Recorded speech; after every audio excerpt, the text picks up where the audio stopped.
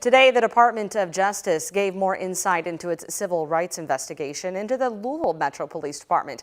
It said at the heart of this investigation is you, the people who had day-to-day interactions with officers.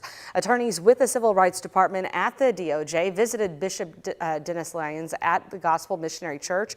That's at Vermont Avenue and South 33rd Street. The DOJ is looking into just how LMPD treats people of color and people expressing their First Amendment rights in peaceful ways.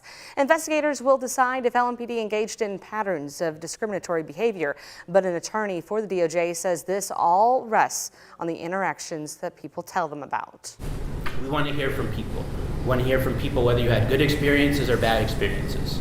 Because we want whatever we find, if we find there's going to be legal violations, if we find that there aren't legal violations, we want that to be based on the facts, and we want that to be based on the experiences that people have on a day-to-day basis with LMPD officers.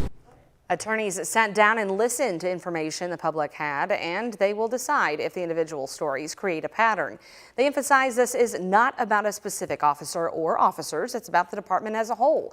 The investigation will not reach back decades, instead focusing on incidents and practices within just the last few years.